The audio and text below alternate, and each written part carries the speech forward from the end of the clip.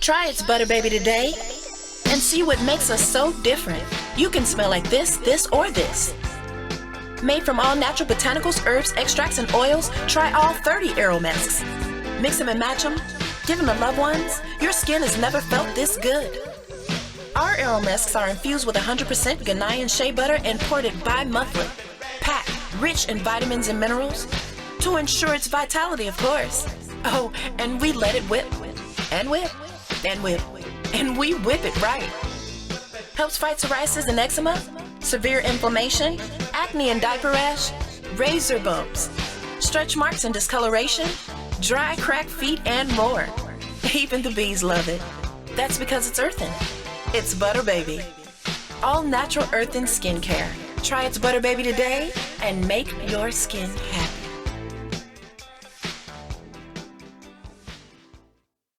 What up, y'all? What up, y'all? Let them know, baby. Yo, Jacktown and all surrounds, whether you're up or down, it's going down. Friday, November 21st. It's the Capital City Classic Block Party, and it all takes place at the Jackson Convention Complex. Live and on stage, YFN Lucci. Yeah, YFN Lucci. Added to the show for real though, Jacktown's own Nico. We gon' get off on Friday night, November 21st. And if you don't know, it's an OTG Records and Lulu Fashion Queen production. The biggest block party concert, and it all takes place at the Jackson Convention Complex, 105 East Pascagoula Street. For section of VIP, you better ring this number, 386-365-3708. That's 386-365-3708. Gates open up at 4 p.m. and showtimes at 8. And tickets are available at Eventbrite and at LucciJacksonState.eventbrite.com. So get yourself some. Friday, November 21st. It's YFN Lucci and Jacktown's own hero, Nico for show. Hey, let me get out. Experience Jackson, and by God's grace, it's the 10th year anniversary Celebration Jackson, Saturday, December the 27th at the Mississippi Coliseum. Get ready to move, groove, and sing your hearts out with the 2025 American Idol winner, Jamal Roberts. I'm missing you in Mississippi. Featuring live performances by L.J. Echoes, Young Guy, Said the same thing you did to get Cicely Wilborn, Take me to the country. and Breeze, Mr. Do Too Much. If you're gonna love, It's the most soulful night of the year. Saturday, December the 27th. Doors open at 6 p.m. and the party starts at 7. Tickets available at the Coliseum box office, Ticketmaster, or call or text at 678-322-8098. Jackson, Mississippi. Late Night with Rita Brent is back by popular demand for a special holiday show. Live recorded Saturday, November 15th at the Jackson Convention Complex. One night and one night only. Starring comedian Rita Brent.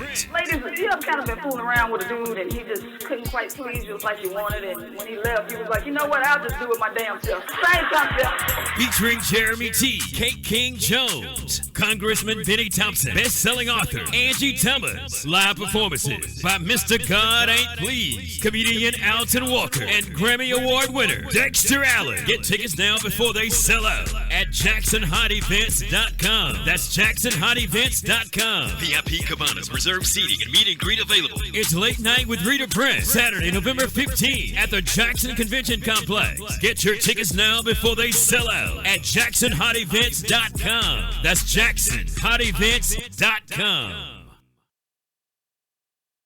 What up? In the building. Two black, two strong, mega blast, Asiatic black in the building. I got my man's in them. Byron, what's up with you, man? Man, what's going on, black? Man, you finally here. Oh, yeah. Yes, sir. Well, introduce yourself to the people, man.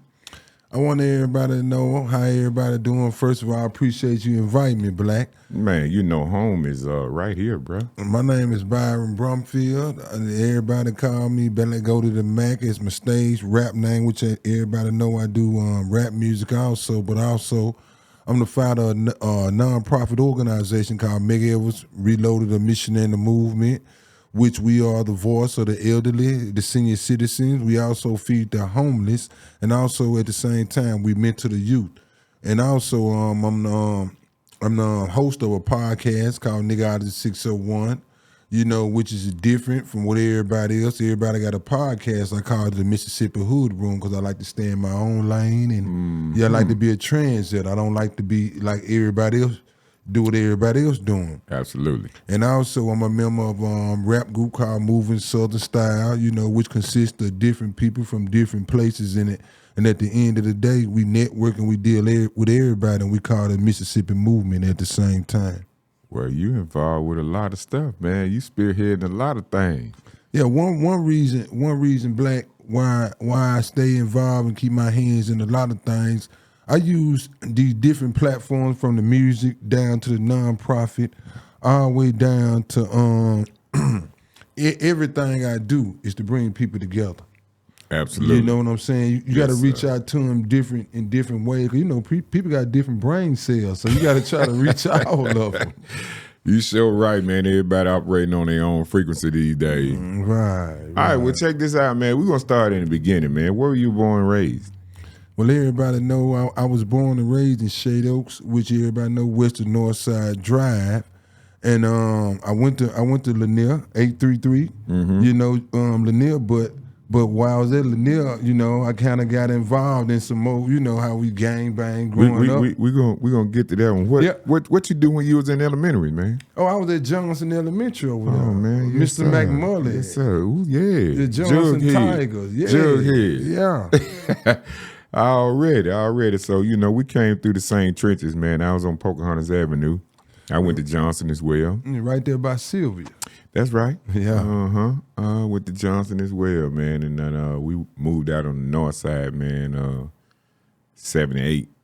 Came out on the north side. But, man, yeah, we from the same hood, man, Shady Oaks. Yeah, for SOP sure. in the building, man. For sure, man. One time for the one time. Mm-hmm. All right, so during elementary, man, what was you involved in, man? Did you do any sports?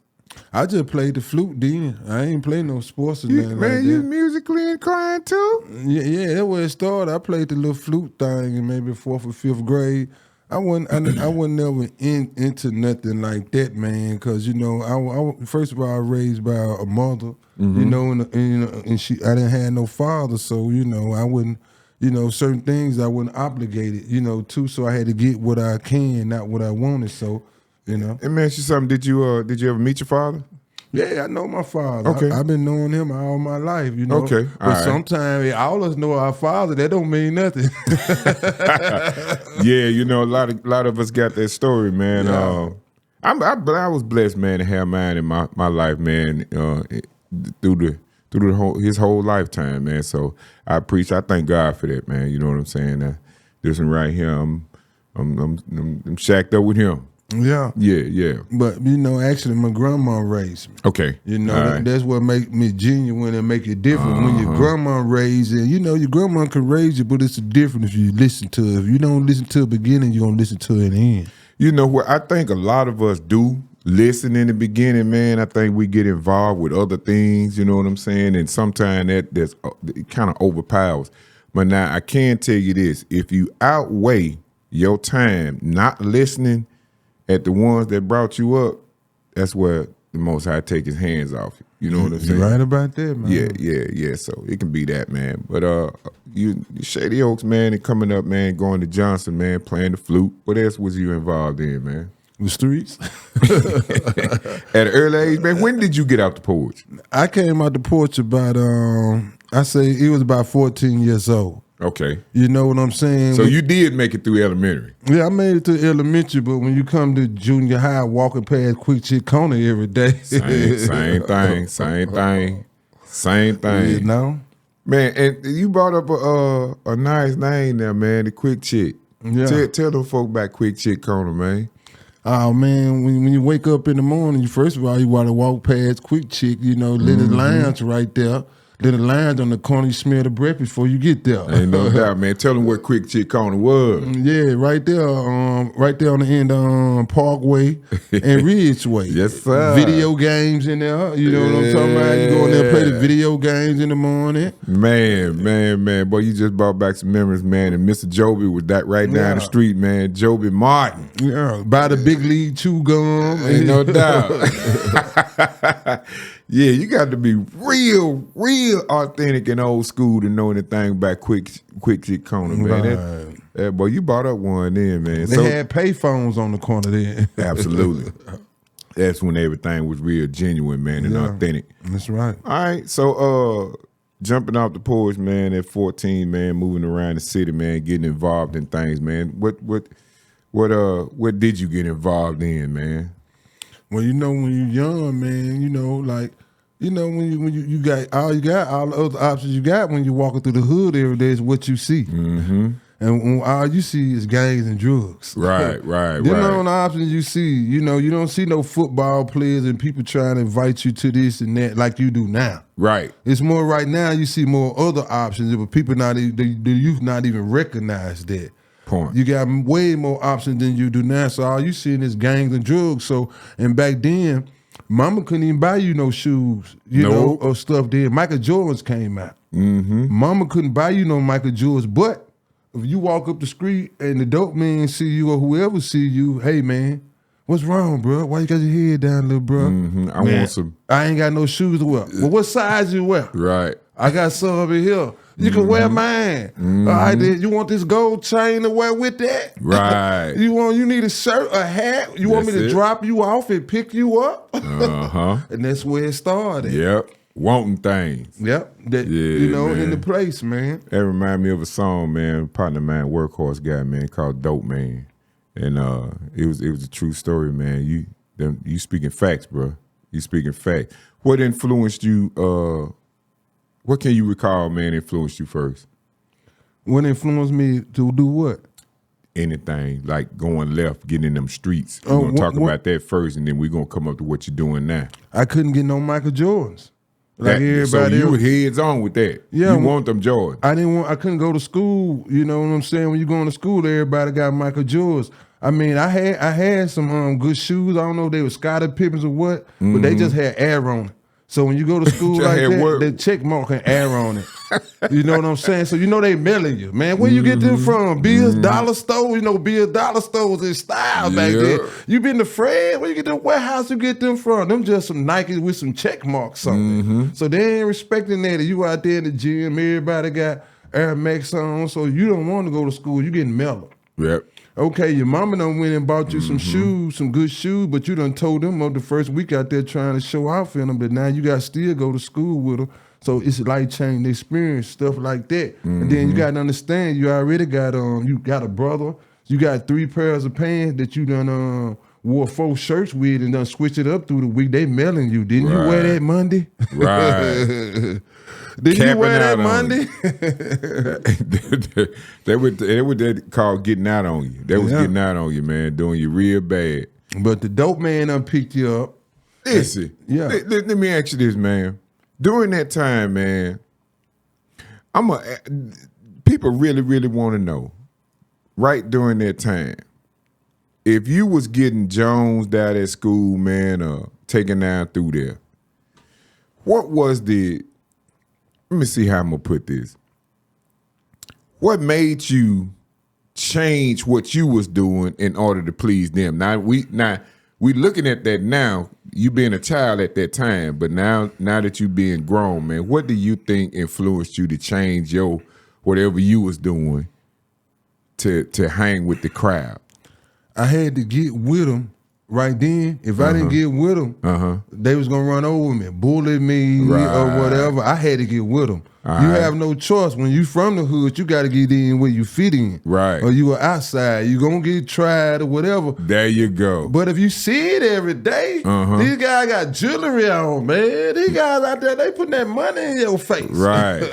They got nice cars, Delta 88s on Trues and Vogues back then, man. Right. What can you tell the young ones now, man? Because the reason I asked you that, man, It's a similar influence now. It's just on other things. And the reason I say that is because they got social media now. And these things that they see on social media, they try to get. And most of them don't have the chances that you and I had coming up. They don't have one chance, man. They get, they get taken out. So what advice can you give the youth now, man, that might encourage them to not do that or not try that because, things are different? One example that I can give them right here is me and you living proof right here. So we tell them something, they need to listen. We survived them days. We were just like them. You know what I'm saying? We lived them life, but back then we was about getting money. The half of it, they be manipulated, trying to be something that they not. And that's what the biggest problem come in. If you're not gangster, you wasn't grown up that way. Don't try to be that way. Try to be yourself. Right. And you'll live a long time. Right. And these streets, and they need to understand things different. These streets nowadays, you get out here any day now. Man, quick. Any day now. Quick. So you got to mind your business and handle your business because a lot of people got the game figured out, but they got life messed up. And that's what we don't teach them. We teach them the game, but we don't teach them about life. And once they get so far gone in the game, they forget about you still got to live a life when the game over with. Absolutely. And even when you in there, you got to live life. It's a balance. But you know what I'm saying? The biggest problem we got, they don't listen, man. They hard to listen, bro. It's hard. They hard-headed like never before. We was hard-headed too, but they take hard-headed to another level, bro. I'm gonna say this. And I, you know what I'm saying? Me and you, we really haven't even talked about this yet. A lot of them don't have thinking capability. They don't have, because of the way they were raised, and it's not a you or my fault. Social media, to a degree. Social media has taken the advantage of having thinking skills. They don't have thinking skills. What do you think we can do on that level? As parents, as mentors, and that what do you think we can do on that level? And like I tell everybody, Black, first of all, we got to figure out how to deprogram. And what social media has, program. And before we reprogram, we got just like a robot. They program. They see this every day. Right. All day. This all they know. All day long. All day long. Do you think that a mother or a father or an older brother or sister would be at fault for turning them on to devices and social media and different things like that and not giving them thinking skills as well? Yes, because that's part of the problem. Right. The mamas, the mothers, the sisters, and the brothers, they all know what's going on for some situation get deep. Some of them. Yeah. Because some of them, they gone up there too. Right. I have seen some my age that have really turned themselves over to social media and devices and that thing and that sort of thing because they don't want to think. They done got too lazy to think. I remember, bro, when we came up, your friends could walk up on you and tell you their phone number, and you remembered it. That's right. You didn't have to have no pen, no paper, no phone, nothing to put it in. You remembered that number. And as a matter of fact, you remembered all numbers. Especially a woman. All numbers, like your relatives, your grandmama number, your granddad, on the parental and maternal side, you know what I'm saying, the paternal and maternal side, friends. It wasn't too many business numbers you had to remember, but all your relatives, man, you remember them numbers. Friends numbers, you remember them right here. It was up here. But now, man, they can't retain nothing 5-10 minutes. Right. It's over. They don't want it because one thing, like you said, like me and you were talking about earlier, they mind full of poison. They ain't got no room for no positive stuff. They got negative stuff planted in there.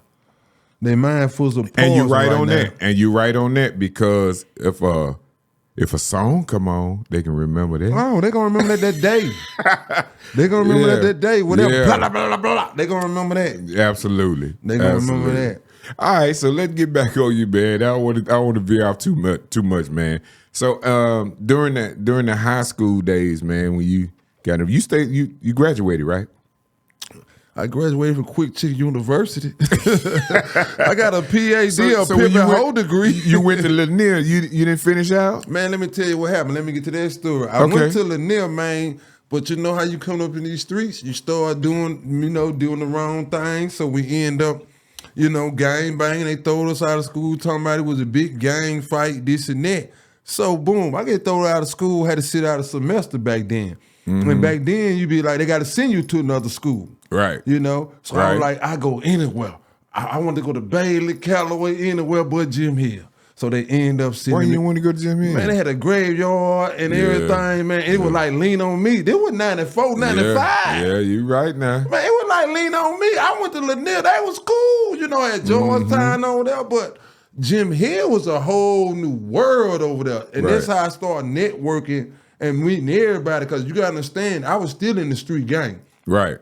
So I was from Shade Oaks to Jim Hill networking. I wasn't nothing but 16, 17, but, I had a car, and I had everybody. I was cool with everybody, even though I was from Shade Oaks, this and that. Right. I got thrown in this environment, and I learned the game from them brothers out west. I got connected and respected from them brothers out west, and I was back and forth to Shade Oaks, out in the streets. So I was over there. These brothers over here got it good. I'm going over here. Then I done got brothers in rendition, and that what makes me genuine, just meeting everybody how I do now. Because if I had never got thrown out over there at Jim Hill like I was, man, and learned the game from them brothers out there, Pimp C, Grayhead, and a lot of brothers over there, bro, all us coming up in that thing, man. Booker T, a lot of them brothers, these brothers, Sweet Pea, these the brothers that I went to school with over there that, that took me to Georgetown, Shade Oaks showed me the game, but they gave me open arms. Jim Hill gave me the game. Right. And what was the next what was the next lesson you bought out there in the streets, man, during that time? The next lesson after I got out there in the streets, there wasn't no love in this game. You know what I'm saying? Tell us about it. There was the biggest lesson back in December 16, 2006, man. The dude I used to play video games with every day. Even though he was lacing, primo, whatever, dude come there and try to rob me, cut me up. I got stabbed about 7 or 8 times, man. So I had to, my kids was in there, my twins was in there. But now that day, I had some twin boys getting ready to go to school. The same dude I used to get to. I've been knowing him 2 or 3 years through somebody else. Right. But I was getting my children ready that morning, getting ready to go to school and all that. My twin boys. So you was raising your kids? Yeah, they was there. Even though I was in the streets, I'm getting up every morning. Real nigga on duty, I got these different baby mamas, but they need me. So this dude come in there, he's supposed to come and take my children to school like he always do. I had no driving license then. I know he had been up all night doing his thing. Mm-hmm. So he come back that next morning, try to rob me, cut my neck, stab me all in my face, cut me up, bro. Wait. Ho, man. No, we ain't just pass by that like that, man. That's what happened.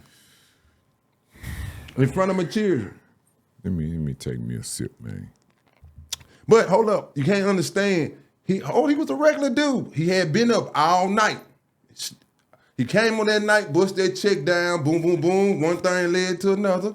And I'll wait till the next morning. So he was high. So the next morning, he come on, I'm getting the children in the bath. I'm getting the children in the bath. He tell me, I'm going to take you, want me to take you to school or whatever? I'm going to give you $10 to take you to school. So me and him going in there and handle the bed, and the man start cutting me up, boom, boom, boom. I got guns hid around the house. So boom, I get to one of the things, and wait, just out of nowhere? Yeah, that nigga started cutting me. I seen his eyes. He was biting his lip. I see he had that boogie, man. Ain't no nigga coming at me. Slit my throat, start stabbing me in my face. And now that's how I got all the cuts and shit. Kids there? They was right there dancing. I'm on the floor. They were right, my twin boys right here dancing. So I'm on the floor. So by the time I had a picture window right there, and the nigga I had my guns up there. You can't forget I got my boys over there that night. So I got him, I hit him in the shoulder first, bam. When I hit him in the shoulder, I took my children in the back right then. I done panicked now, pimp down. I'm like, God damn. This shit happening so fast. So boom, I took my children in the back room back there. I go to the front door. He had them filled on the front door, so I'm in the back, panic. I ain't never been through no shit like that. So you done hit him? I done hit him in the shoulder. Uh-huh. I hit him in the shoulder. The only reason I couldn't get him in the head because when I jumped on the couch up there, I had my gun hit in the picture window up there with the curtain over it. Mm-hmm. So my children couldn't see it. He didn't even see it. That nigga looked at me like he was having a big one. So I got my children out there, took them to the back room. They were standing right there in the door. And then so when I got them and looked out there again, I'm back there, they still jumping up and down, panicking. My twin boy, this nigga was gone. Like a Michael Myers movie, Halloween movie. You can't forget he was on that dope all night. So this nigga was gone. Like he go to the car now. He done went outside, he holding that shoulder. He got his knife right there, trying to stick it in the door. I fired his ass up 2 times. So he go through the pathway, some lady out there raking her yard out there, goddamn it. What side of town this was on? This was on Wabash Street over there in Shade Oak. And so he tell the lady raking her yard, I done shot him 3 times. You gotta understand, he was up on that dope all night, so he geeked up, drunk, high, on everything. He tells some lady raking her yard, I had done try to rob him. So I leave my house, come back, sitting right there cut up like I'm in Vietnam. The police pull up. You heard in the shooting. I'm the nigga did the shoot. They take me to jail that day, charge me for shooting this nigga 3 times. But fortunately, you know, they didn't want to take my twin boys to court, you know, no more. So I never was indicted, you know, for that shit right there. And by the grace of God, you know what I'm saying? I wasn't no convicted felon. So that kind of, you know, fucked me up. What year was this? December 16, 2006. I ain't gonna never forget that day. Man, this was somebody you knew. He used to come get me. I didn't have no driver license then, right? Mm-hmm. And I knew he did his thing, so I pay him to come take my children to school, take me to the grocery store. And he had never displayed any type of No. We sat up and played video games every day. Somebody must have hit him with one, man. Yeah, he had spent his money. He had spent about $500 with me. He got out there. He got off that night about 10 o'clock and he spent about $500 with me. And that morning he came back on his money. He couldn't go home without it. I don't know what his situation was. He didn't ask you for the money, then just he told me to come in there that day and pay him the $10 so he finna go get the gas and come. No, I'm talking about the morning that he assaulted you. I still gave him credit. I still gave him $200 more worth of credit after that. That morning after he done spent that money with me that night. Oh, this dude here done, you know, the game was good then. Mm-hmm. The game was good. He done spent about $500 with me. So I'm still giving him $200 that morning.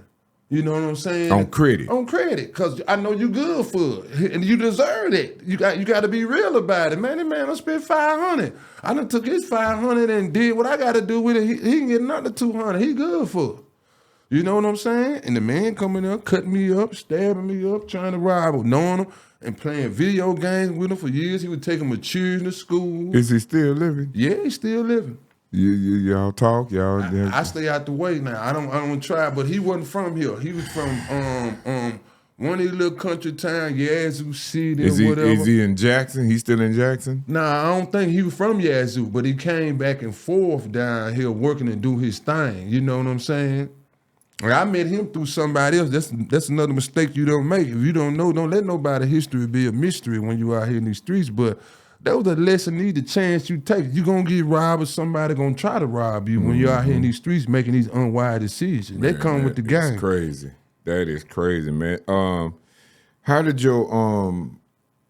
your boys handle that situation, man? They cool? They crazy to this day. You see shit like that, man. I'm just being honest. Both of them, one of them in the Navy.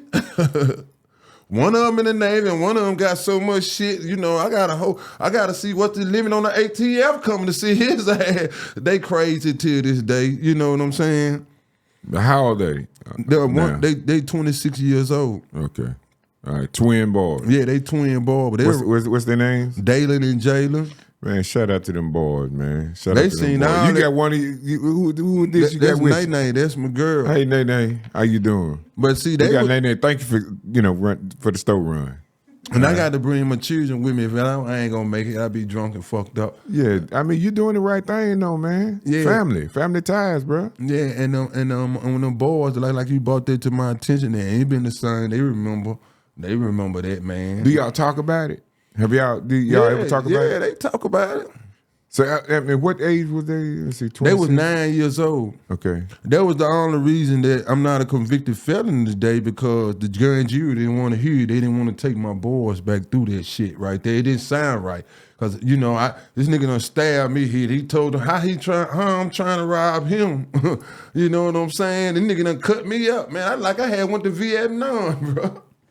You know, when them people took me to jail, he stabbed me 8 times, he slit my neck, and he cut me all in my face, man. That's how I got all these cuts in my face and shit all around my neck, and I got stab wounds all in there from that one particular day.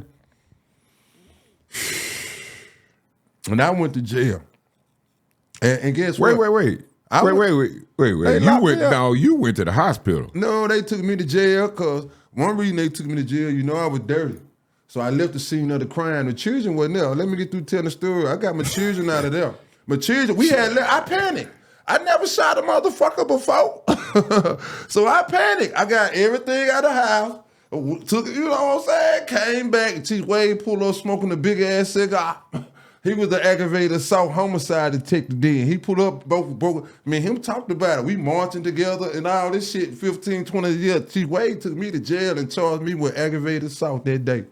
Yeah, I'm the victim. But I left the scene of the crime and I didn't call the police. And that's how they ended up arresting me. You know what I'm saying? If I would have stayed there and I would have called the police, they knew it was some bullshit in the game. So do you think that, like, at that particular time, man, one thing applied to it, we was young, man. We weren't thinking about, nowadays, you know what I'm saying? You get a paper cut, man. You know, you 40, 50, 60 years old, man. You get a paper cut. You like, oh, man, let me see what's going on here. You were young. You know what I'm saying? You stabbed up, man. You didn't think about your life, bro, losing blood, none of that. Man, you know, your adrenaline rush, you know what I'm saying? I didn't know what the fuck was going on there, man. I ain't never been, this nigga here, I ain't never been in no situation like, man, you know what, when he was stabbing me all out there, but let me tell you something, what really saved me, the man had got me on the floor, man. I had the shit in my hand and my money in his hand, because I was finna turn around, hand him a business with him, and then give him $10 too, right? But I had my fist ball up like this. My children was he had to got me on the floor, biting his lip. You know, coming trying to, this nigga was finna kill me. But my children, they was sitting there dancing. I seen him, man, had to get God to give me strength. I started beating that man out of nowhere like Donkey Kong, getting that nigga up off me. He still had that knife in his hand, but some kind of way, I jumped in that couch and got up on that thing, and I hit him in his shoulder first. The only reason I ain't hit him in his head because my children was standing right there behind him, and I would have hit them. So I stuck the barrel to this nigga's shoulder. And then when he got outside, after I went back in the room, and I realized he had got up like Michael Myers. Like I said earlier, he was on that dope. That nigga got up. That nigga tried to run, man. All I seen was that puff off that Dallas Cowboy coat. You know how that cotton come off that coat?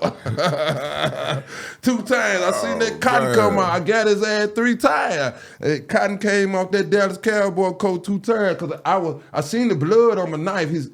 His keys was still in there on my table, right? And because he left the keys, but he was out there holding his shoulder. And when I seen that blood on my knife, that's what made me fire him up 2 more times. If you gonna go all the way out, you might as well send this nigga to his destination. Finish this nigga. Hey, I'm gonna just tell you, I believe in the same thing. If you gonna do something, do it right. That nigga wouldn't die. He was on that dope. That nigga had all this shit. He was up smoking all night. And back then, you know what I'm talking about, that oil base, that good shit kept that nigga alive. Man, you wild. Real nigga shit. You wild, that good boy. shit, nigga. That was back in 2006. That was that oil base. So when you recoup from that, man, what was the next high point of your life, man? High point or low point, man, that you can recall, man, after that situation right there? Man, the high point of my life, when I got into the music, man, I had already had the studio in my house.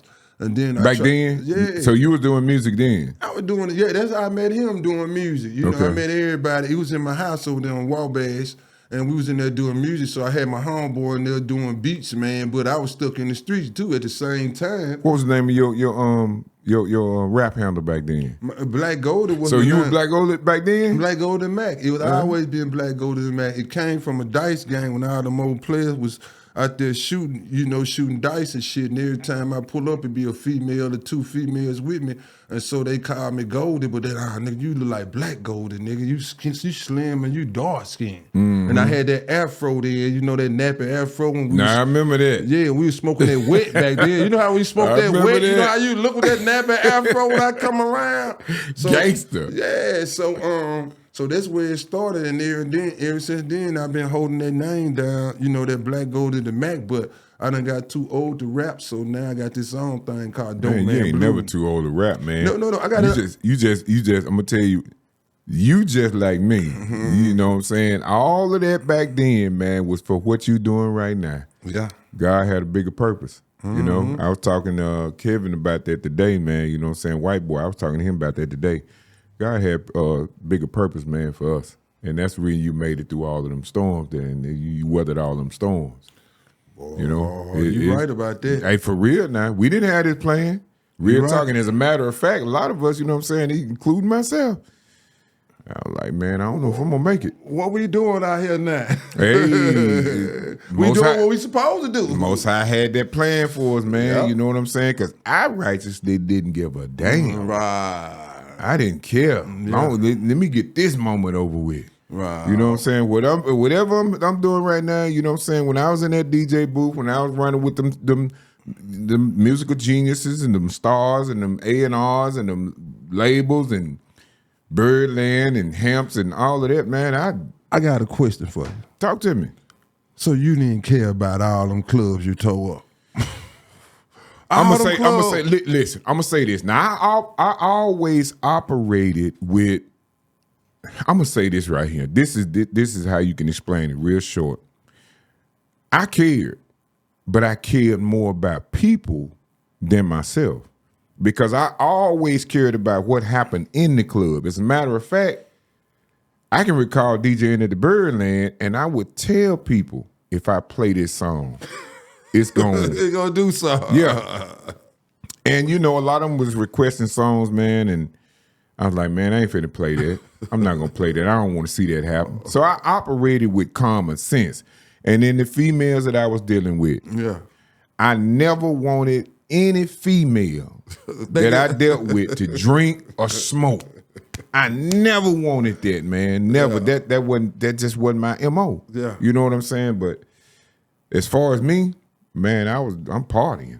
Yeah, man. I'm drinking, I'm smoking weed, I'm doing whatever. Then look, you come through that motherfucker about 30 minutes, everybody gonna know you in the building. Yes, sir. Everybody gonna know. And was late and drunk on purpose. Man. Yes, sir. Yes, sir. That's real talk, man. But nevertheless, man, like I just said, man, God had a different plan. The things that you just, especially that you just told me about, man, that was a life-threatening situation, bro. Oh, the story get deeper, man, because, on that particular situation or another one? It's another situation. Talk to me, man. Tell us about it. And you probably don't know about it, but, a lot of people don't know about it because I don't usually talk about it. Mm-hmm. You know what I'm talking about? One of my reasons was coming back to Jackson, Mississippi, because, I was gone for 11 years. I was still in Atlanta. I do remember that. Well, I didn't know that you was gone. I knew you disappeared. Right. And I knew you wasn't dead, but I just didn't know where you were. Yeah, I moved to Atlanta, but I had to come back in 2018, 2019. I had my baby mamas. I got children. I got 10 kids, 7 baby mamas. Oh, you ain't doing nothing. You ain't doing nothing. So when I came back, your history ain't a mystery neither, man. Yeah. You ain't doing nothing. You're a baby. Yeah. So my son, when I came back, he was one of the reasons I came back. Mm-hmm. And while I was back fighting him and fight for him, he ended up getting killed down there at the Mugbook Festival down there. You heard about it. Man, that was your son? Yeah, that was my son. Man, come on, bro. Yeah, my son had went down there with a couple guys. They had got into some more cats before all that had happened. And some kind of way, some female was down there and had seen all them down there, seen the guys that they had got into it with. I don't know what happened. I wasn't there. I heard different stories, whatever. So some of the stories might not be true, but I'm telling you what I know and I heard. You know what I'm saying? So some kind of way, some female called them down there. Some kind of way they jumped the gates down there. In the back, everybody got blackouts or however shit went down. Like I said, I wasn't there. I'm just going by details, and everybody started shooting at each other. Unfortunately, my son got killed. And some kind of way, the police officer, undercover officer, shot my son, said he drawed up at him when he came down there, which, like I said, I don't know. I wasn't there. You know, I don't know if my son drawed up on him or not. Or, you know, however that went down, they got footage of this and that. I didn't never seen it because it wasn't none of my business. But I can tell everybody this and I can tell everybody that. When you got a child out there and you fighting for him and you fighting with him, and that's exactly what I did, it ain't your fault. Because sometimes our children control their own destination. So you can't go on in life just mourning and crying and pleading them. You know your child. And, you know, from the mothers to the fathers, especially the mothers try to keep stuff hid, don't want you to know about it or keep washing it under the rug. Mm-hmm. But whatever you do, whether you child, whether you grown, old or young, your good shit, if you're gonna get blessed for it. Your bad shit, you can't sweep it under the rug. It's gonna come back and get you. And my son wasn't no angel or nothing. My son, my baby mama called me plenty of times. His house got shot up 3 times. And he was out there shooting houses up. You understand what I'm saying? He was back vice versa. He got caught up in the South Jackson tragedy. You know what I'm saying? And we got all this expect shit like that. So you got signs. Before the thunder come, before it rain, the thunder gonna come. Mm-hmm. A lot of people don't want to accept their children and don't want to accept what went on in children's life. I accept mine. Let me ask you this. Fortunately, I haven't crossed that bridge in my life. I thank God for it. But being a father that has lost a son and, you know, trying to, having thoughts of trying to veer your son, you know, put your son on the right path. What's your mental state behind that? Your mental state, and that's where a lot of people be trying to, they ask me about my son. A lot of people know about it and whatever, but I'm glad you asked me that question. Because you know, they just be wanting me to talk about it. They really don't want no advice. Because when I use my, when it's come to talking about my son, I want to talk about children. I don't want to talk to every adult who really want to know the word. But since you asked me that, my thing is, man, you got to, first of all, you got to pray for them. You got to pray with them. Mm-hmm. And you got to do everything you can to say, and you got the main thing what we mess up as parents, we too busy talking about them instead of talking to them. And that was one of the mistakes I made. I talked about them instead of talking to them. And when you say talk about them, what do you mean? They fuck up all the time. And talking at him. Yeah, and they're going to continue to fuck up, and you got to understand that. And they do something to them.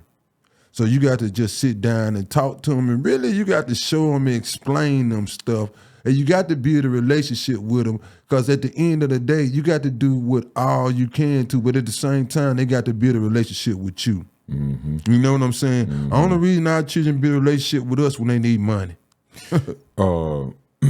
I was talking to a young lady earlier today about that situation.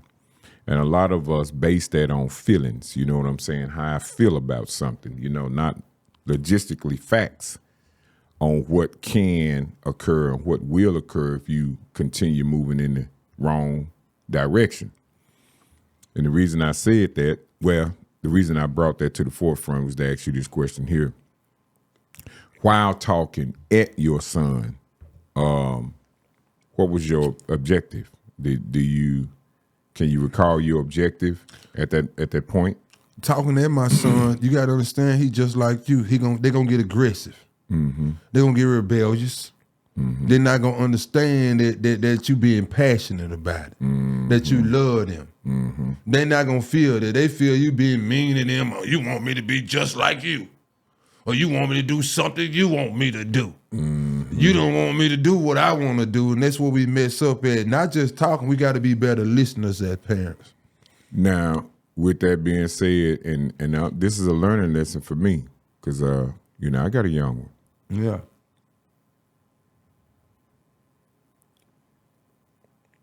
I want to know from you, as a friend, what if you don't say nothing they're going to take advantage of it. If you don't say nothing, they're going to take advantage of it. Because you got the two options. If you in a non-winning situation, if you say something, they're going to bite you, say you're saying it wrong, you disrespecting them, I'm a grown-ass man, all that other bullshit. But you got to say something to them as a parent, whatever foul move or whatever you don't like, it ain't what you say, it's how you say it to them. Mm-hmm. And then, because if you don't, you wouldn't be done doing everything you can to save them. You'll be trying to worry about their feelings. You can't worry about their feelings because they don't listen to you that day, but they're going to listen to you tomorrow. And at the end of the day, I told you.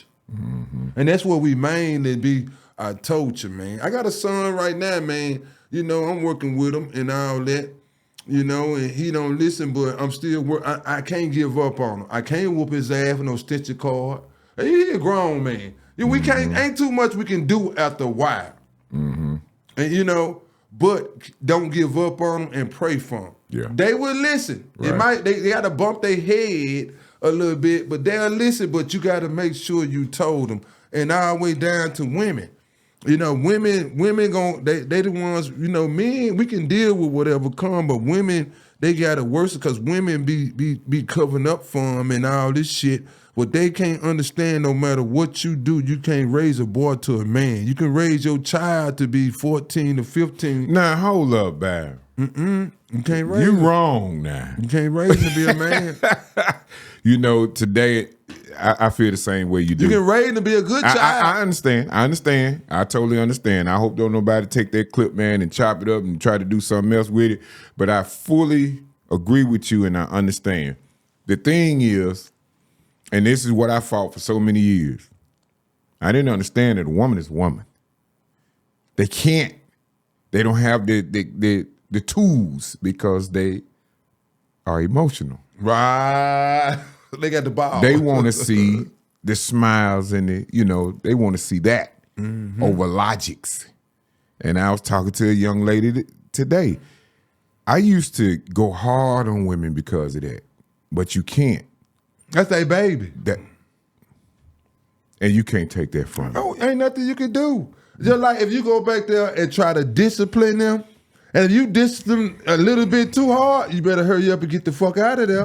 It's only a selected few that will weather that storm. Mm-hmm. And I do mean a selected few. It may be 2 or 3 out of every 100 women that could stand there and allow the father or another man to put that Mack down on that child because he done wrong.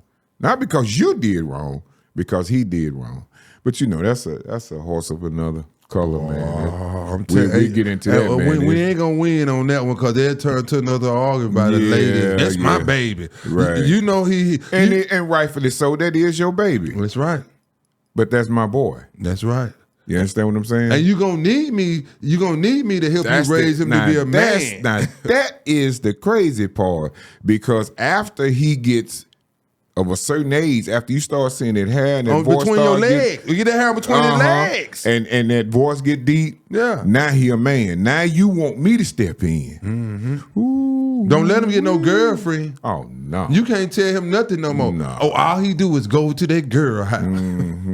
That ain't none of his baby. And them women jealous of that too. That ain't none of his baby. Yeah, you sure right, man. Let's get off of that though, man, because we gonna step on some toes here in a minute. All right, I'm gonna leave that alone. All right, so what you got going right now, man? You know, you got the Medgar Evers. What do you call it again? I call it the Medgar Evers Reloaded Mission in the Movement. How did you come about that? It's a non-profit. I was the president of Reset Jackson. James Hopkins was running for mayor for Jackson. Mm-hmm. So when I first got back from Georgia, I knew I couldn't come out here in these streets. I tried. But the money wasn't good no more. Like I said, the Most High had a different plan. I tried. Most High had a different plan for you. So I didn't know what to do no more after being gone 11 years no more. Man, I went from making $1,000, you know, maybe every 2 days to making $200. So I wasn't with that no more. And so I wanted to figure out, so I started watching the news and what Jackson was going through. So I want to take things to another level. And this time, like, let's keep him on point. What year? Around what year was this? I got back in 2018. Okay. All right. And I got back, so I went to a chicken place where James Hopkins was somewhere cooking some chicken somewhere, one of the corner stove, because I had seen him with BMS. He was with the Hopkins Foundation at first, but he was with BMS. I seen him on TV and I knew James Hopkins. So I said, hey, bro, you ought to run for mayor. You know what I'm saying? I told him back then. And so he started telling me about Reset Jackson. I wasn't thinking about no nonprofit at all. Okay. And so I got with Reset Jackson and I got into the nonprofit game. But when I got to the nonprofit game, you know, I was new to the game. I was fresh and I was his president, but everybody started coming back telling me, oh, Byron be drunk or this and that shit, which they was right. They was right. I used to be fucked up. And so I didn't want to be a part of no I'm the president of this thing, you know what I'm saying? So nothing against me. I had got too big for that, so I wanted to start my own thing, which I called Medgar Evers Reloaded, the Mission and the Movement. So I did. When we got the money together, I got a couple of people. We went to watch cars over there on Medgar Evers, and we got all the money together. When we got certified and official, it was on from there. Where did you get the knowledge from? I got everything from James Hopkins. I sat there and got everything. I sat there and watched. I was his president for a year or two. Okay. You know, but, I got the knowledge from, I moved across the street from Medgar Evers when I got back. No, what I'm saying is, get incorporated and all of that. Where did you get that knowledge from? Kenny Stokes. Okay, cool. That's what you want to hear, man. Kenny Stokes connection right there, baby. How did you meet Mr. Stokes? Kenny Stokes, I met him through James Hopkins. Kenny Stokes seen me and James Hopkins out there, and all of a sudden, you know, he heard about the situation with my son. And that was at the time with my son. You know, he heard about it. He didn't nobody know that was me. So Stokes took me in. He taught me the game. He turned me on to a lot of different people. And, you know, I took what people try to, got a lot of problems, different Stokes, me and Stokes, and try to put me with Stokes. Man, they pull up on me all the time, holler about, oh man, you with Stokes. But people understand, yeah, I'm with Stokes, I'm with Ward 3, but I'm with anybody on some positive move. Stokes' personal issues and all that, what's going on, you know, that ain't got nothing to do. That ain't your fight. Them not my fights, and I don't get into them battles. I get into unity, love, and peace. Some things gonna bring people together with some children and stuff like that, but all that other stuff, you know, he can handle that. He a big enough dude. He don't need me. Mm-hmm. So in the beginning of the beginning stages of dealing with the Medgar Evers situation, man, how long have you been over there in that neighborhood? I've really been over there all my life till I left and came back. But like I said, I moved over there and I started seeing people come to his house and a lot of stuff.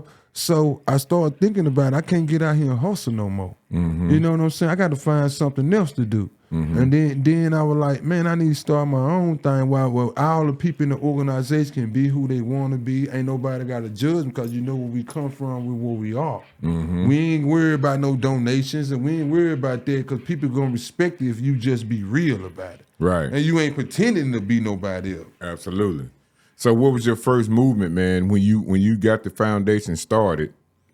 What can you recall your first interaction with the people dealing with that organization? Our first interaction, we went out there on Gallatin Street down there. It was I was BMS, Betterment Society. Chris Cooper, big shouts out to him. Timothy White, big shouts out to him. All of us went up out there off Gallatin Street to the store right there in the corner. We fed them people soup. And you know what really touched me, a brother came up there some toe-up shoes. Them brothers went in there and bought him some shoes. You know what I'm saying? And you know, that's what it's all about, man. I start understanding, man, that people love you for positive things, man. Mm-hmm. And it's a different movement. And I tell everybody this, Black, you got to graduate from a boss and learn how to be a king. You got to graduate. Say that one more time. And see, you got a lot of people out here trying to be a boss. Say that one more time. You got to graduate from a boss and do what? Learn to be a king. Yes, sir. And that's a mistake. Ain't nothing wrong with being a boss when you young, coming up, and you want to be a boss. Mm-hmm. But you got to learn to be a king and build your kingdom and keep it past. Just like a lot of homeboy with money and all that, they start investing in their neighborhood and building on their neighborhoods. or be a different thing. But back to answer to your question, Stokes turned me on to the game. He sold me to the game. He turned me on to a lot of people. Mm-hmm. But Stokes good for that, man. Yeah. Yeah, real good for that. Yeah, and I love him for that. That's my big brother. And, you know, like his battles, I tell everybody, they try to associate with me here. I'm Ward 3. Mm-hmm. I'm Ward 3. I'm 39213. I stand beside Stokes, and we stand beside each other, you know, not behind each other, in front of each other. I'm down with him, whatever he want to do. You know, we got our different battles that we fight. And then people got to understand, I'm just the face of Medgar Evers Reloaded, the missionary movement, but we got a board set up where I don't make decisions. They got to make decisions when we make moves. And Stokes, I had to tell Stokes and everybody, you know, out there like that, when they invite us to stuff, I live by the board.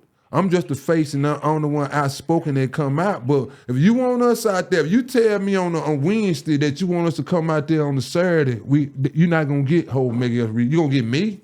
Right. You're not gonna get the board because we ain't gonna get the whole thing because we didn't discuss that on one of our monthly meetings. Absolutely. Absolutely. And they got on my ass about that, and that's how, if you want to go to Stokes battle, you want to go here, you want to go there, you can go there, but we not coming unless we set it up like we supposed to be. It's a business. Yeah. It's a business. Yeah. Absolutely. All right, and your podcast, the Niggology.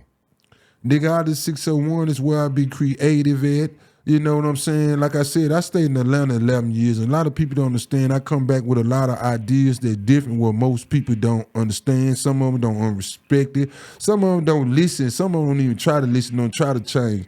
But Niggology 601 is something different. It's what we cuss on. I let people be what they want to be, say what they want to say, and you got different people from different places talking about the regular things going on in the news. It's my way of bringing awareness to things. I'm not into politics and I'm not into that. And like I told you, our thing called is Medgar Evers Reloaded, Mission in the Movement. And everything we do is unity, love, and peace. That what Medgar Evers used in 1960s on up to get where he was. Him and Dr. King. And Dr. King wore white socks with Stacey Adams shoes. They had no money and he got a lot did. Let me add that to y'all. But Niggology 601 is the way I call myself deprogramming my people and reprogramming. I got different ways I'm coming at them, but I'm coming at them at 3 different ways so I can get them. How long have that organization been in play? Medgar Evers Reloaded, Mission in the Movement. And the Niggology. All of it been going on at the same time for about going on 3 years now. Okay, and how's it going? Oh, it's just not getting pumped up. Okay. But everything like a seed. You supposed to plant it and you got to keep feeding and let it grow. And I'm letting it grow because now I'm just not getting humble. And now I'm just not getting patient, and I'm just not getting everything together. I had to learn the game in order to grow. It's like I'm taking a double up, working it up to a kilo right now in the game. Ain't no doubt. And then one thing, Black, one thing I learned, when you play this game right now, you got to have a quarterback, you got to have a wide receiver, running back, and everybody got to play their role. Man, tell me, baby, everybody got to play their role, or it ain't going to work. It ain't going to work, bro. Man, boy, you dropped the bomb then, boy. It ain't going to work. You dropped the bomb. No, basketball. I'm gonna be honest with you. I'm really just not getting to that point. Basketball? Because I've been told so much, man, for years. I knew it. You understand what I'm saying? But yeah, it takes a team, man. It takes a real team. But I want you to understand this too right now, too, Black. Me sitting here telling you this right now. Your hard days over, your struggle over with, your good days coming upon. Man, you done been in the club, that was bad shit. Yeah. What we doing now, our blessings gonna come, bro. We been into the devil's den all night. Look at the blessings. Look where I'm at now. Look where you at now. We got cream in this shit. Right, absolutely. We done came a long way. A lot of them ain't here to talk about it. Yep. But you know why, Black? You know why we still here? We ain't changed. You still age out of Black. I'm still me. We made changes. The rest of the people who ain't made changes, they checking out of here. They ain't here. Yeah. That ha shit, that ain't going on no more, man. You know what I'm saying? Right. I want listen, man. Matter of fact, when is your podcast airing? Right now, it's gonna be back after January when we going back live. Right now, I just catch a wild hair in my ass and I just do the news every now and then because I'm learning to record and I'm getting fascinated with producing and stuff now. So it's gonna be airing Sunday nights, probably after January. But I'm gonna keep you updated because I want everything to come back right. Because I'm just new to this right now. So I'm just, Man, you were doing, you got a hell of a push out there though on that, man. Because I was watching you. Yeah. But I want to make sure when I had to take a break because I do so much, and even though I don't show it, I get frustrated, depressed, overwhelmed. We all do, man. Yeah. We all do. I had a long talk with a sister of mine today, man. And boy, she cried, man. You know what I'm saying? We got emotional together, man. We were talking about how many nights, man, we was in them clubs and doing this, that, and the third. You know what I'm saying? Me and this, she stayed in her lane, I stayed in my lane. She from Vicksburg, man. We always saw each other crossing paths. But today is a new day. She going through a health struggle. We was talking about that. I'm going through a struggle with business. You know what I'm saying? A little small struggle with family. But we came together, man. We talked on some things, bro. And I'm glad you brought some stuff up tonight, bro, that I'm listening to. You know what I'm saying? But iron sharpen iron out here, bro. Black, what you gotta understand, man, whatever you going through in life, you built for it right now. I'm gonna remind you this is the second time. You done been through it. Yeah.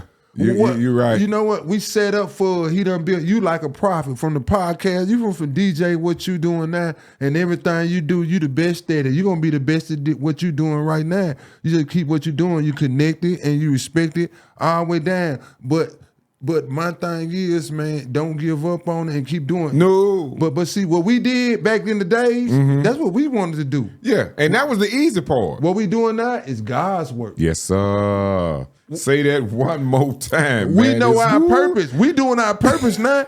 Look, I'm 49, so I did maybe 47 years of doing what I wanted to do. Right now, I'm doing what I sent here to do and what God want me to do right now. Absolutely. That's what we all need to do. And then another thing, and I challenge everybody out there, like all the brothers, I'm from Shado, but I was over there dipping around in Vernon Edition and all that, helping them, doing work over there. So guess what the brothers over Shado, you be over there in Vernon Edition, what you gonna do for this and that? But they got out there, guess what? They out there cleaning stuff up, so they letting me know whether with me or without me, I did affect it. What I'm doing is working. Yeah. It's just like everybody, if they steal anything from me, nigga, I just 601, I don't give a damn about that. I just want it to work for you if it ain't working for me. Right. Don't think, this Byron idea or no. No, the fuck ain't. This is your idea. I'ma support you. Yeah, it ain't mine. I'ma support you. Already. I'm gonna be happy. So what we got coming up next, man? I know you're doing something. Well, actually, first of all, let me say this. Thank you for the award. Oh man, let me tell you about these awards. What I did, I gave away awards. We gave away awards there, and you're welcome for that, brother. But people who deserve awards, and they're just an example, and I'm glad you brought that up. That's one way I move differently. That's one way we move differently. People, I want to bring people together. Right. You know what I'm saying? But I want to make sure you get the right people together who gonna do what they supposed to. So bringing awards, and I move differently. So it don't make no sense me coming out there rapping all the time and all this shit. Let me put some more shit together that's gonna bring people together. If it ain't bringing people together, the 1,000-man march we went out. When you see me, it's about bringing people together. I'm not coming. I'm gonna stay in the house and get drunk. Right. If it ain't about coming together, man. Solidarity. You got something? What you got coming up next, man? I want to say this too before we get into that. We came together out there gang banging. We came together, you know what? We all recruited each other out there doing other stuff. So when it comes to positive stuff like this, like all this, even though all of us can go to club together. So we ought to come together 1,000 strong, and do a lot of more shit. But what I got coming up, man, next, man, I seen, let me tell you this, and I'm going to let you in on this, Black. It was going to be a little secret, and like I said, I ain't got no ideas. They for everybody. We have Music Mania every year. What you call it? Music Mania. Music Mania. Last year we had it at a bar and grill down there in Byron. Okay. Which I knew wasn't too many people gonna come on because it was down there. Right. You know what I'm saying? But it's gonna come up in February or March. We haven't got the spot yet. Okay. Where the first night, open mic. And the second night we booked the performance. And the third, no, Friday night be the children night. Okay. So this 3-day event. Okay. Just like the folk Gotcha. festival was. Just like the folk, but I do shit for everybody. Right. If it ain't for everybody, I'm not coming. If it's the buddy system, the friends, just like the 1,000-man march, I came because we had everybody. Right. If it's just for your friends and all that, I ain't coming. I can go home. For what? Yeah. But that's how they get me. If I see who all coming, that's how people don't even understand it. That's how you get me. If you for real about what you're doing, everybody gonna know about it and everybody gonna be there. Absolutely. Not your auntie, your sister, your mama, and your cousin, your uncle, brother. So it's gonna be a 3-day event, Music Mania, which you can be a part of. We have it at Westlands. I don't give a fuck what we have it at, as long as we do it right. But I want to have it called music, something like Hood Stop, or whatever it was back in the day. But Music Mania, one night for the children, one night open mic, and one night for book talent. Gotcha. That way you got something for everybody. Gotcha. And it's called Music Mania. Springtime. Whenever. Let's do it. As long as you do it for everybody. Let's do it. And that's why I believe, one reason I believe in it, that's why I got coming up, because I'm not Rain Man he got a show at Club Oasis October 15th. Shout out Rain Man. Yeah, I got supposed to perform there, but what I'm doing now, like I said, my music, Dope Man Blues, and right now, what I'm doing right now is getting ready to promote my daughter. I got a daughter. Okay. I got a daughter better than me. You know what I'm talking about? And that's another thing I'm gonna get with you. Me and her gonna have a verses. And I want to pass the torch, and they're gonna be the first time I ever a daughter and a father going to verses. Her name Huncho. And once I send you her music, and she was on Famous Animal. She be all over the South, but her fan base is different from mine. Okay. But I'm gonna turn you on to her. You already probably know who she is, but I'm really trying to pass the torch to her and all that, and give her the opportunity. I got old, like I said. My category of music is called Dope Man Blues. Not hip hop or rap or Southern Soul, it's Dope Man Blues. Dope Man Blues. So if you want to rap, you come up with a Dope Man Blues song, they want that fire water. Hey, and then another thing, man, before we go, man, we got a couple more minutes, man. What do you feel about this AI shit? It's just a new generation. We got to accept it and respect it. Man, listen, no. You know, man, listen, man. You can get on a phone or a computer, create a song in 2 minutes and put it out there. What is that gonna do to the industry, bruh? Well, it ain't gonna mess the industry up because they gonna know from soul. You gotta have soul. You gonna feel soul. I mean, I can feel it. I can feel and tell the difference, but I'm talking about as far as, man, the A&R, the promoting, the marketing skills, man, the mastering, the masters, all of that. But you gotta understand the people who gonna get on is the smart people, the dumb people like these people out here in networking like Honeycomb Grays and Finesse 2 times. They done update on AI and done learned it out. They ain't gonna get on. It's gonna be unknowns. How in the world now? I got my own thoughts about it, man, but I'm just asking you from your personal opinion. How do you think artists gonna get paid if AI taking over? They not gonna get paid. They not gonna get paid, and they still not gonna get paid. They gonna go out them views. It's turning to everything right now is turning to their computer. It's gonna come out them views and they shows. Other than that, it gonna cut off the. How you gonna have a show if you AI? If it's AI, they gonna figure it out.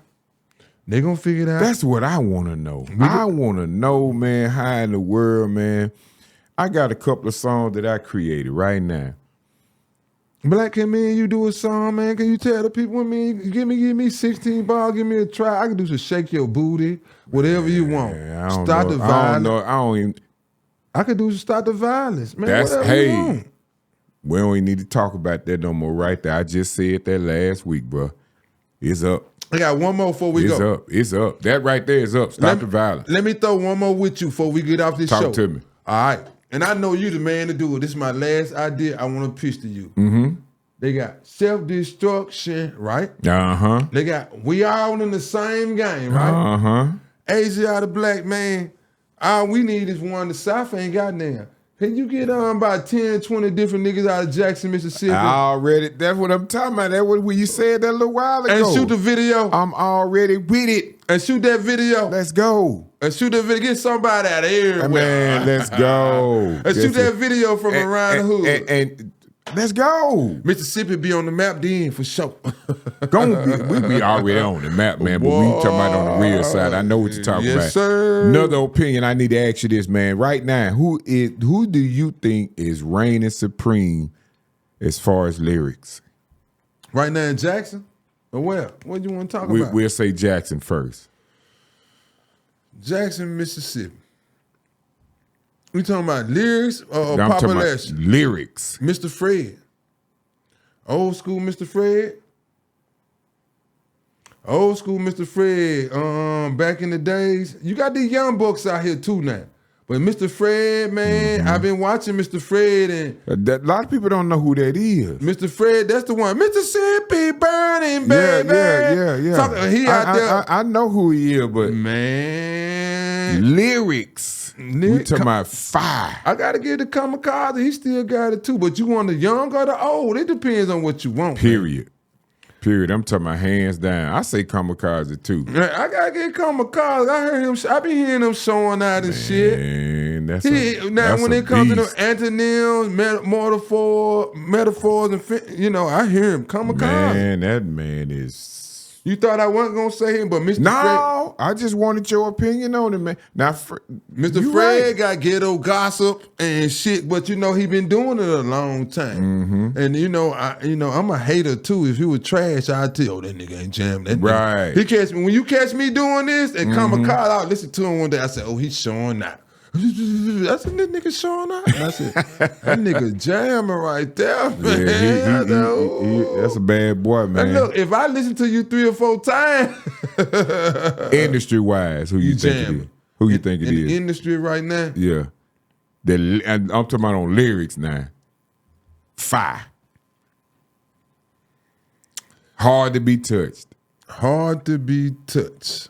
Lyrically. Man, and you know what? Right. I didn't like him. I don't like drill music. I don't like that shit. NLE Chopper, that KO shit he put out. Yeah. That was creative, and it was on the whole motherfucking level. I got to go right and check that one out. I'm gonna give you another one too. I'll give you another one too. That shit he put out right then, man. That shit was jamming, man.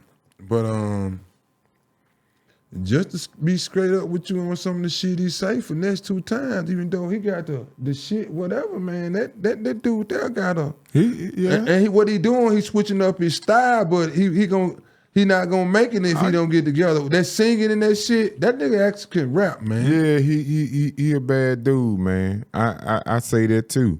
And I have told several people that. But today it's really hard to choose. Dro? My nigga Joe out of Atlanta, now I mess with him. From the wordplay and all that shit. But see, he ain't that he ain't young. Well, I did say lyrically, you know what I'm saying, it don't matter about the age. Yeah, he a bad dude, man. It's hard to say these days, man. Man, these young niggas, they lyrics, but let me tell you something else too. Black, they switching up, getting into that old school beat. I hear them a lot lately with them hip hop shit. They turn into killing though with it. But yeah, you right Some about of the love that. song, I heard a couple of them turn to that killing. You right about that. They done ran out of shit to talk about. Now who that big dude is with the gold teeth in his mouth with the dreads? Talking about Big X the Plug. No, not Big X. This the old cat. Be on Facebook, the gold teeth in the mouth, and his name Keith something. I don't know. He be spitting that literature and all that shit. Who is that? Okay, who is that? You don't know? I don't know, but I'm gonna remind you next time. It's a lot of them out there, man. They really talented, but they rap about the wrong shit. Yeah. Okay. And that's the main thing. But Jackson got a lot of artists, and I'm gonna give a shout out to dude Nico. The young brother. And Nico, man, Nico. Come on now, Nico. Come on, bro. Come on, man. We got to get you on out there, Nico. All right, then you got the other brother out there. You know what I'm saying? I see him out there. So these the people that I know. Is it Zach Knight? Yeah, I don't know where Zach is right now. I gotta call Zach, man. I gotta give John, man, a call. He putting work in, and I'm gonna call you out. If you putting work in, you know, a lot of them ain't putting work in. They just think that it's just this and that. And just like, you know, I had me and my daughter, we fell out there. And I'm gonna see you, my daughter. What you see, boy? But we fell out there because I told her switch your music up, quit trying to sound like everybody else. We got to create our own style. Well, I'm gonna tell you. I ain't gonna say I can relate to him because I see it on both sides. I think where it's at is sort of like how most of the old school people are with religion and that sort of thing. We kind of cater to what looks like to us that has the power. You understand what I'm saying? We're afraid to step outside of the box. Yeah. Then I can kind of understand that because as soon as you step outside of the box, you looked at as different. And people don't want to be labeled as different because that's strange. People don't like strange, and you're not going to get the support. And I see that clear. I've been seeing it clearly, but I really see it clearly now because of the night that I have created at West Lounge. I see how artists don't want to showcase originality or themselves. They want to be like somebody else. They want, and I say that because I got mine set up to where if you come out there to perform, you have to bring 2 paying customers with you, and those customers are to show you if you have support, first of all. Second of all, do they believe in you? Third of all, when they get out there, are they going to root for you? That's how I got mine set up. I didn't even plan to get into that, man. I fell into that by mishap. But now that I'm into it, Super Sundays is going to be what it is. But that's what the Spirit telling you. Like we said, we don't plan. Man, you done talked about this early. Yeah, man, right. You can sit around and get drunk and all this, all the way down to, bro. When I first met you, like you said, you were different. You had dreadlocks. You smoked that, this and that. You used to be chilling, boy. Now you humble and all that. You set up. It gonna fall into place. Just keep doing what you're doing. They gonna come. As long as you keep feeding them, they gonna come. Ain't no doubt. But hold up. You got to let people understand, if you don't believe in yourself, Asiatic Black can't believe in you neither. I can't do nothing if you don't believe in yourself. That's a waste of my energy and time, man. Yep. Real talk. All right, well, Black, Goldy, the Mack in the building, man. 2 Black, 2 Strong, Mega Blast, man. Till the next time, man. I appreciate you coming out, brother. I'm going to come when you call, anytime, Get man. the folks way to reach out to you, man. Man, you can reach out to me, Facebook, Instagram, you know, anything else. You can call me if you want to. I ain't hard to find. If you come, I'm going to call. If you call, I'm going to come, as long as it ain't financially. Black, Goldy, the Mack, the legend, not the myth, the nigga with the game and the gift. And don't forget this, man. He is available for speaking publicly. I saw that firsthand. As a matter of fact, the last time me and him did something with Stokes, man, over there on Woodrow Wilson, man, you did a fantastic job, man. I appreciate that. Man, I appreciate you too, man. I appreciate that too, because I use myself as an example, man. Yes, sir. Everything I do, yes, man. Sir. I ain't even think you had that in you, boy, but you came out. You came off the hip that day. All right, we out this thing, man. 2 Black, 2 Strong, Mega Blast, Asiatic Black.